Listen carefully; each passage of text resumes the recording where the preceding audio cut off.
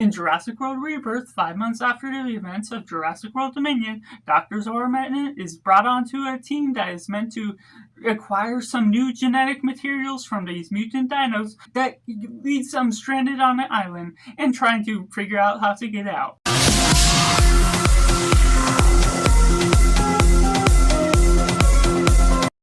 Welcome to Cinema, where we focus on a film. I'm Josh, this is Simply Cinema. Let me know down in the comments below what you thought of Jurassic World Rebirth. Was it good? Was it bad? Or somewhere right in the middle? Or if you're waiting for this review to decide if you're going to see it or not. Taking it right into the positive, there's a subsequent plot to this, to which we get Gareth Edwards that can portray roles in such a fascinating and explorational way that really gets you immersed in some of the environment that's all going on. We're getting David Koepp back as the writer since the first Jurassic World film, and that we're leading on to all the forces of a pretty good cast: Jonathan Bailey, Scarlett Johansson, and other few supporting characters that can really do wonders to some of the aspects to what this film brings to life.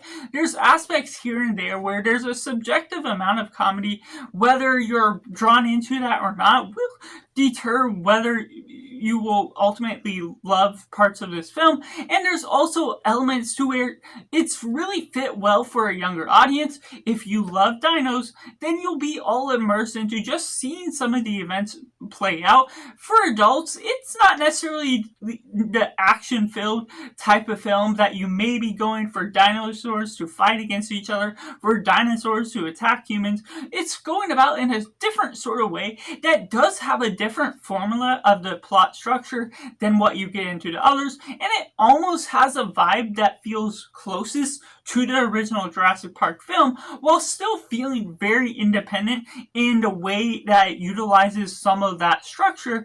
Going throughout about half of the film, you're on a boat soaring across the water after you had acquired the team, and so it goes about these few different dinos that are unique and independent that we've seen, because there's discovering this mutant dino island that's part of the operation that you would have seen them crossbreed different species before they put them on the actual park. So that becomes clear and independent, and it takes place within the franchise of Jurassic Park, being 27 years after and connected to what is all going on throughout that. So I'm really enjoying the atmosphere that you're taking on with both the director, the cast, and the writer, that shows promises that in some ways it doesn't fully fulfill, but you may be getting a decent structure to it and taking it into the mix elements. Of course, there's elements to the comedy that isn't always full focus for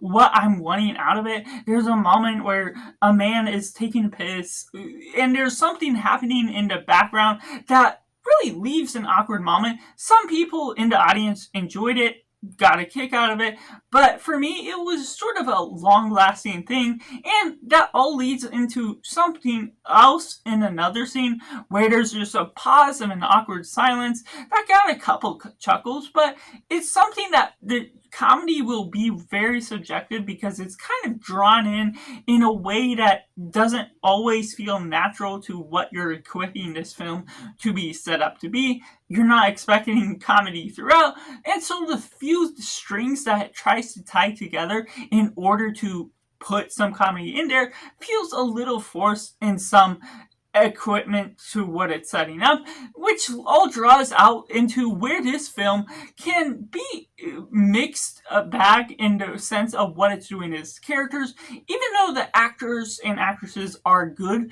for what this story is acting, the whole subsequent plot doesn't ask a lot out of them, so it almost makes the audience feel like the actors are going through with the flow of the emotions.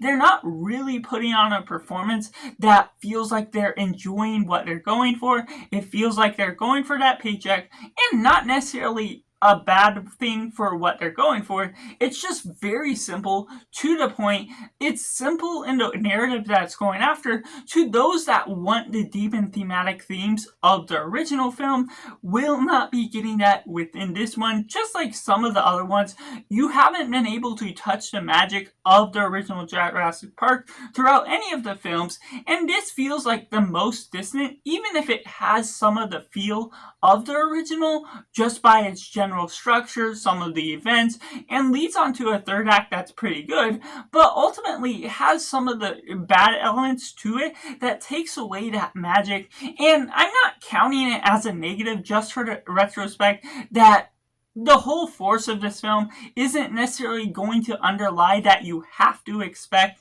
that magic that you expected out of the wonder and magic of seeing those dinosaurs for the first time, the depth you got out of the emotion and the thematic elements, the religious or faith-based aspects that you're drawing into seeing dinosaurs for the first time.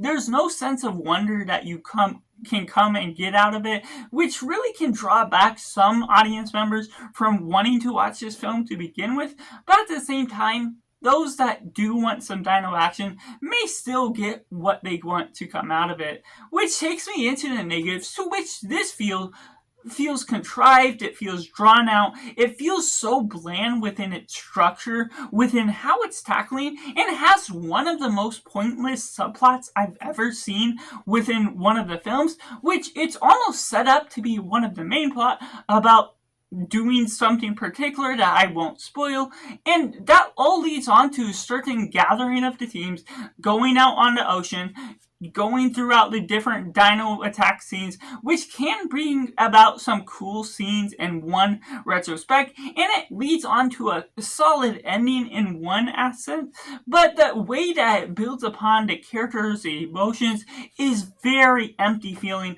Gareth Edwards, most of his films, while I do enjoy him as a director, are pretty absent of character development, which hasn't been a problem with some of his works, but within this one in particular, there's just clearly not a written script for how you develop these characters, getting to lock in with them, knowing how to follow along. You don't get the primary motivation, which really causes some big problems when you're following along with this one villain of the plot that you've seen it done within the Jurassic Park franchise before, but done much better than how it's developed here. And even with how it's portrayed here, there's a certain circumstance that goes about, and it's used to manipulate the way he comes out as a villain in the physical sense of what is seen rather than what is said about him.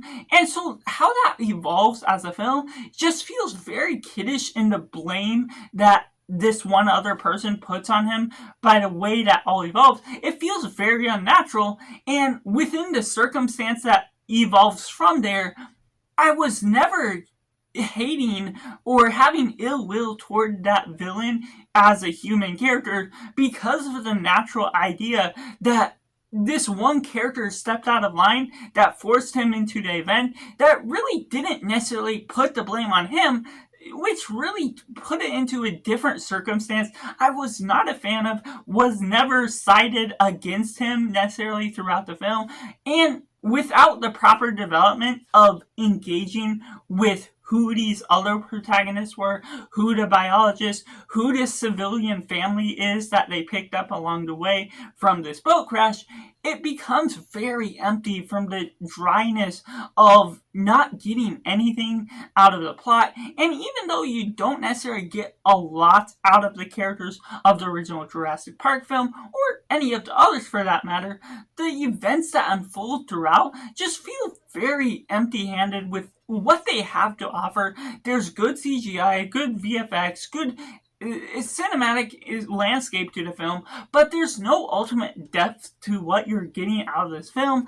It feels very flat within the surface level, and the character dialogue can feel very unnatural or forced within the events like you have to follow about. And like I said, there's an adventure within this film, but it feels very bare bones to what you expect out of a dinosaur story. If someone was to describe Jurassic Park to you, but didn't know the rich and melancholic themes that you could get out of it, the ideas that make a story more fleshed out, to where this feels more like a prompt for something else that leads on to something that's very unengaging for the adaptation that all brings on. Yes, there's moments here and there that, yes, it looked cool, and yes, you're getting a dino fight here, a dino fight there, but not necessarily all builds up to be what can be proven to be shown in the trailer, or even having lowered my expectations based on viewer reviews before I saw this movie. There was just still nothing to promise anything bigger than what it ultimately had to offer. So that's just my personal thoughts on Jurassic World Rebirth, which I have to rate a simply 4.5 out of 10. Let me know down in the comments below what you thought of Jurassic World Rebirth. Was it good? Was it bad? Or somewhere right in the middle? I love to welcome all your opinions, both good and bad. Engage with what our discussion has to unfold from this film. Let me know all that, and make sure to like this video if you enjoyed. Subscribe if you haven't already to join in the film culture community where we talk about the love of cinema as a whole. So that's just all, and make sure to do yourself a favor and go watch a movie.